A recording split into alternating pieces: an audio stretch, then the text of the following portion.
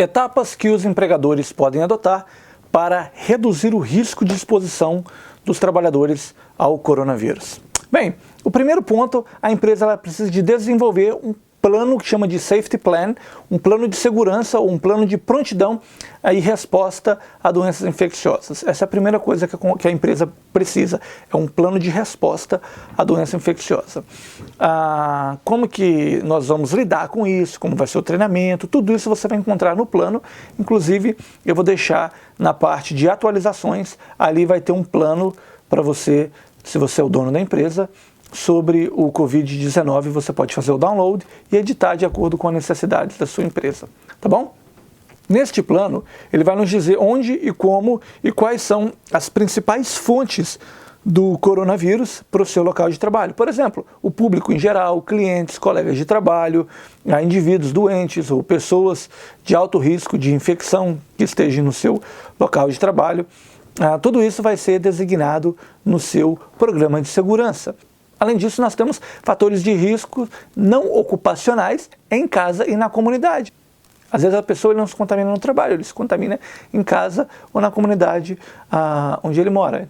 Então nós vamos tratar dos controles necessários para lidar com esses riscos, né? O primeiro é seguir as orientações do governo federal, governo estadual e do governo municipal, seguir essas regras. Se for possível, aumentar a taxa de absenteísmo dos trabalhadores, ou seja, liberar os trabalhadores para ficar em casa, para não lotar muito o local de trabalho, ou então fazer uma rotação de trabalhadores, ou trabalhar em 2 turnos ou 3 turnos, para que o local de trabalho não fique tão cheio de trabalhadores, se for possível, né? E manter o distanciamento social, 2 metros de distância de um para o outro, né? Promover sempre no local de trabalho a higienização, a lavagem das mãos, porque isso é muito importante.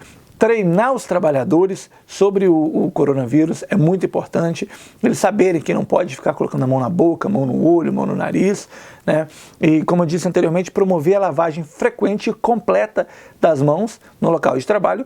Inclusive a empresa ela deve fornecer álcool gel 70% para os funcionários e também água com sabão para os trabalhadores lavarem a mão sempre que necessário. Incentivar também os trabalhadores doentes a ficarem em casa, não vir trabalhar.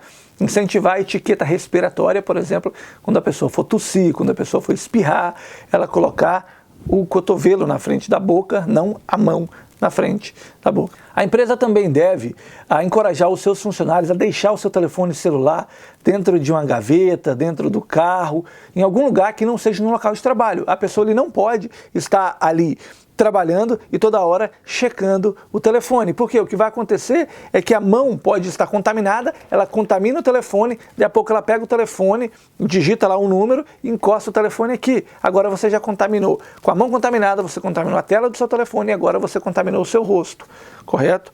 Então, deixa o telefone quietinho na sua gaveta, no seu armário, no seu carro e no final do expediente você lava as mãos bem lavadas por no mínimo 20 segundos e aí você pode pegar no seu telefone. Durante o local de trabalho não é uma boa ideia. Então as empresas elas devem desencorajar os trabalhadores a usarem telefone durante o expediente. Além disso, manter práticas regulares de limpeza no local de trabalho, incluindo a limpeza e desinfecção de rotina nas superfícies, nos equipamentos e nos outros elementos do seu local de trabalho. A empresa também ela deve desenvolver uma política de procedimento para pronta identificação e isolamento de pessoas doentes, se apropriado. Então, se a empresa ela deve ter ali um sistema ou alguém cuidando disso, de identificar rapidamente alguém que tenha o sintoma do Covid-19, do coronavírus, e feito esta identificação, isolar essa pessoa, retirá-la do local de trabalho,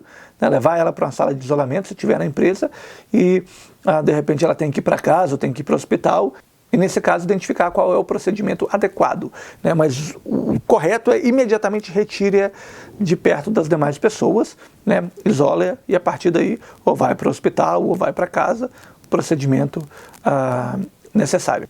Além disso, os empregadores, mais uma vez, eles devem encorajar as pessoas que estão com sintomas a ficarem em casa. E também os empregadores deverão desenvolver políticas e procedimentos para que os funcionários relatem que estão doentes ou apresentam sintomas do coronavírus. Outra coisa também é quando a pessoa ele tem os sintomas do coronavírus ou quando ele está passando mal, ele está doente, o patrão ele não exigir um atestado médico, porque às vezes o hospital está tão cheio, que não vai ter como ele sequer ser atendido. A gente tem visto isso acontecer, né? E além disso, ele pode ir lá, fazer todo o procedimento e de repente ele sai sem papel nenhum. O médico está tão ocupado que não tem tempo de dar parar para dar um atestado para ninguém. A gente está vendo, nós estamos no meio de uma pandemia. E além disso também, às vezes a pessoa está em casa, passando mal, ele não quer ir no hospital para não piorar a situação dele, e aí o patrão fala, não, você tem que trazer. E de repente, a pessoa, ele nem estava com coronavírus, ele estava com uma gripe muito forte, mas ele foi no hospital para poder receber um atestado médico e lá ele pegou o coronavírus. Tá bom? Então, a recomendação da OSHA é que não se faça essa pressão em cima do funcionário exigindo que ele tenha um documento médico falando que ele tem o coronavírus, tá bom? Além disso, a empresa ela deve incentivar ativamente os funcionários doentes a ficarem em casa, a terceira vez já que se vem esse tópico, de tão importante que é.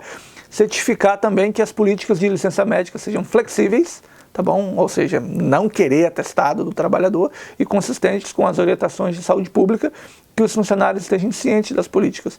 E também há uma coisa muito importante para as empresas é reconhecer que os familiares dos trabalhadores doentes, eles talvez precisem de ajuda, e a única pessoa que tem para ajudar é esse trabalhador, tá bom? Então, ter esta flexibilização nesse tempo de pandemia que nós estamos vivendo agora. A empresa também deve implementar controles do local de trabalho, instalando filtro de ar de alta eficiência, é muito importante, aumentando as taxas de ventilação no ambiente de trabalho, tá bom? Tendo uma boa ventilação onde o ar não vai ficar parado, instalando barreiras físicas como protetores de plástico transparente, como a gente tem visto aqui, pelo menos no Correio, nos Estados Unidos, nos supermercados, a gente tem visto muito disso. Se for possível, instalar uma janela de drive-thru, depende do tipo de trabalho que vocês fazem. Ventilação especializada também, por pressão negativa, em algumas situações, é o ideal de ser utilizado. E, mais uma vez, exigir a lavagem de mão dos trabalhadores com água e sabão por 20 segundos, ou então utilizar o álcool gel. Okay? E colocar sinais de lavagem das mãos nos banheiros também.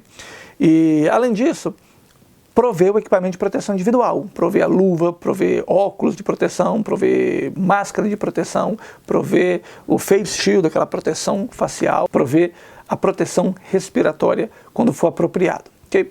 Falando de máscaras, você precisa de prover o equipamento de proteção individual adequado. Veja bem, a máscara adequada é a do filtro N de navio N95. N95, esta é a correta. Então por que está todo mundo usando de pano, de qualquer coisa? É porque a N95 não está disponível, não tem ela para comprar. Então, quem não tem cão, caça com gato, né? Mas o correto é a N95. Então, se você tiver a N95, ela é que você deve utilizar. Não tendo a N95, a gente vai usar o que a gente tem, vai seguir as orientações do governo e vai usar o que a gente tem, por enquanto, até a N95 ficar disponível de novo no mercado, tá bom?